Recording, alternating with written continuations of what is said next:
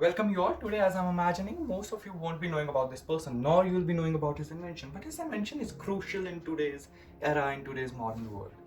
And this person is also a very revolutionary person, a person whom trades couldn't define, a person who is ideal to many people, and a person who is very competent. So let's start the video. Firstly, we'll start with this person and later we'll move on to his invention. So Larry Ellison, who co-founded Oracle. Godfather of technology, the Iron Man of business, Oracle Executive Chairman Larry Ellison. We talk about Larry Ellison. He's a person who always shows the traits of winning and a person who always wanted to be number one and still continues to have the same ideology. You always want to be number one in the market, in the society, and everywhere else. He didn't want to be the second one. He wanted to be the first one. So if we talk about Larry Ellison grew up in south of Chicago and later on went to the university and college, but he's been a dropout twice. He dropped out of college as he showed a great distrust in the formal education. As I told you, he was a very competent person. So how would rules govern this person or regulations govern this person? He was a person who liked work environment, freedom, liberty, his own rules. He used to put forward rules, not like to be governed by rules. Later we talk in the late 20s, Larry Ellison showed a great interest in rock climbing and all the adventurous stuff, but he eventually shifted into the programming and coding sector because he was a vision himself in the tech world, in the software world, and that made him today as known as Larry Ellison. And if you talk about the nature of Larry Ellison, it's also quite fantastic, it's fascinating. He was a person who always wanted people to appreciate him, appreciate his talent, appreciate his abilities, and he always wanted to entrust people in himself, always wanted to gather the masses around himself. Larry went out and bought himself a turquoise blue Thunderbird. He was a stylish guy. He wanted to impress people. He got in that car and he drove it to California. Yeah, and we talk about when he went into the university and later dropped out from there. He says that he only remembered one lesson from the college and university that was about the limitless Pacific Ocean, and he developed a strong feelings towards, strong emotion and relationship towards the limitless Pacific Ocean. And thereafter he told his wife that he wanted a sailboat to conquer the limitless Pacific Ocean. Wife accused him of lack of creativity and incentive in his life and also kicked him out. He said that was the weirdest idea that she had ever heard of. Then later, Larry enrolled himself into the tech world and take a shift from the adventure stuff into the tech world and software world because he knew that the tech and software world would take him to where he had imagined himself already. There's an interesting incident that let me recite you about Larry Ellison. So one of the employee and the friend of Larry Ellison bought a new car that was Ferrari model something, and Larry Ellison also wanted the same car, but his friend ordered it the first. But imagine what, Larry got his Ferrari shipped earlier than his friend. He always wanted to be number one. Larry ordered one from somewhere on the East Coast and got it shipped in before I got mine. He didn't want to be the second one. He wanted to be the first one. And that clearly shows his personality and his approach towards the market, towards the world, towards himself. He always wanted to be a winner, and also he's been called the samurai of the Silicon Valley. He's the samurai warrior of Silicon Valley. And an author wrote a book on him known as The Difference Between God and Idealist. Obviously, there's no difference. Now, as we were talking about, he made a shift into the tech world because he visioned himself into the tech world. And so what he did was, he firstly enrolled himself into many companies and where he met many great people that are still in Oracle. And so these great people also describe many incidents with Larry Ellison. And one of the incidents they told is that Larry Ellison used to sit around a group of people fascinating way, the most fascinating way, tell all these people about Larry Ellison's achievements, Larry Ellison's greatness, and they all the stupid people around. So he was the most stylish person. He had always wanted to impress the people. He always wanted to impress the people regarding his personality, his persona. He always wanted to convey to people that he is great, and he actually is. So now we've talked enough about his character, and now let's talk about the company that he founded, that's Oracle. So in very, very simple terms, let me define what exactly Oracle do. If you make business transactions with any government across the globe, or use any site, or make any transactions with any online e-commerce site or any site, you use Oracle. If you're living today using cell phone, if you do have a credit card, in all these scenarios, you use Oracle. It's strange. I mean to say, living in the modern world, you couldn't live without Oracle. So in very simple terms, Oracle stores data. It stores complex data. All the data, it's today with the Oracle. Yeah? So if we ping back to the time, later on, the data wasn't stored as efficiently as it is now on the software. Yeah? It was stored on some tape or some tapes, or that wasn't the appropriate mode of storing data. It wasn't convenient, and so Larry decided to do it so and launched the company Oracle, that everybody argued and called it the craziest idea. But yeah, Larry had visioned it, and so it succeeded.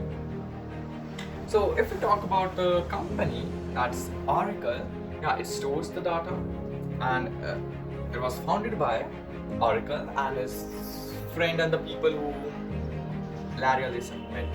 We talk about Oracle, and if you talk about this person that is very competitive on the one hand, that's Larry Ellison, how he could avoid to be the competent in the market? How could he avoid to be competent in the business world?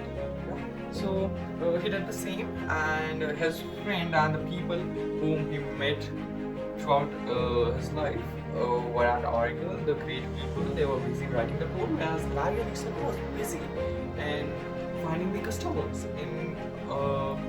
Larry Ellison was the exact person who would make a person believe in Oracle and how could Oracle affect their business life. So Larry Ellison used aggressive marketing strategies. He was the salesperson of Oracle. Yeah, competitiveness of this person in Oracle, yeah, showed a high degree of competitiveness in Oracle as well. Larry Ellison picked a war against Bill Gates, the founder of Microsoft, and in the initial public offering of Microsoft, Bill Gates generated a wealth of $300 million, whereas in the initial public offering of Oracle, Larry Ellison could only generate a wealth of $93 million. As I told you, Larry Ellison always wanted to be the number one, so he directly picked the war against Bill Gates. Ellison knew he had to pick a fight with the reigning champion, Bill Gates. He seemed to be personally What he did was, Microsoft was busy in designing their personal computers. Larry Ellison developed its own network computer. So the difference between personal computers and network computer is that a personal computer stores information on its software, whereas network computers store information over the internet. And Larry Ellison vision is that all the information should be stored on the web, on the internet, on the World Wide Web. And cardboard in trucks to stores. Me go to the store, pick this stuff out. It's insane. I love the internet. So his network computers were used to do emails, could be used to store information. And on the other hand, there were the PCs, so he directly picked a war against Bill Gates. But later on, the NCs fell down due to a premature technology and less heat paid towards NCs. This shows the competitiveness of this person, the competing spirit of this person. And later if we talk about Oracle, yeah, it's one of the crucial companies in modern era. And every company that, if you see the giants like Amazon, they're still dependent on Oracle. Oracle is a relation database software. Yeah, it stores the information from medical health to government agencies. It stores all sort of data.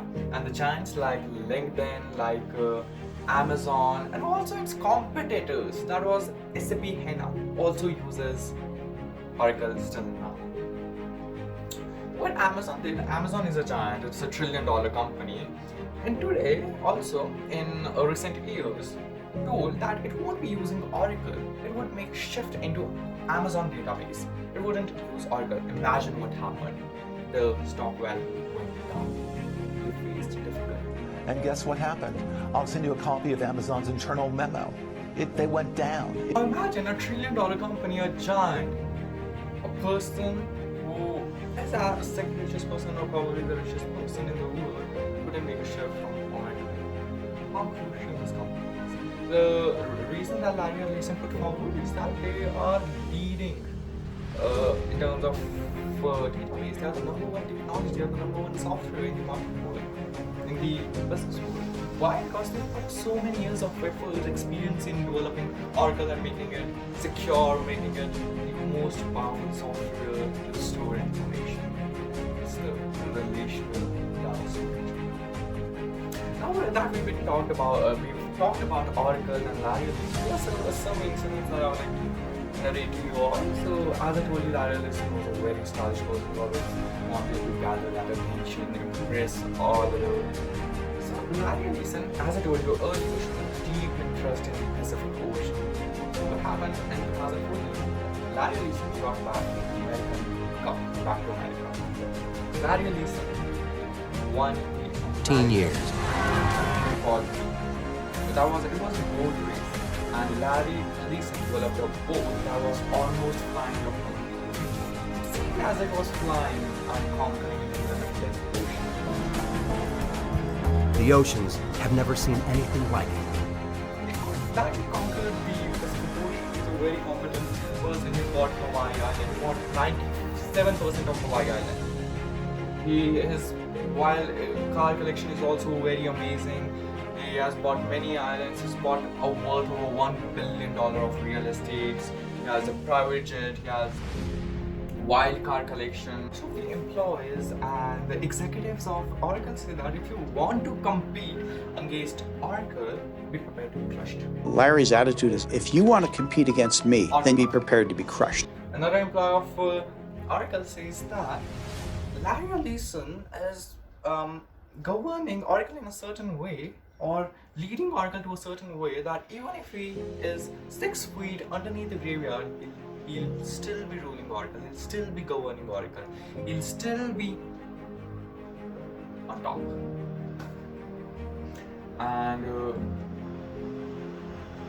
yeah, these are the famous sayings of the people around Oracle, the people with the Oracle, and the people who are close to Larry Ellison. They clearly show how competent this person is. Now, what do we learn from Larry Ellison? We learn to be #1 in every aspect of life, never give up, and more importantly, to be always at the top and always have that community spirit in us. And if you learn something from Larry Ellison, please make sure that you subscribe, like, and share the video. Well, I think my favorite line is, I had all the disadvantages necessary for success.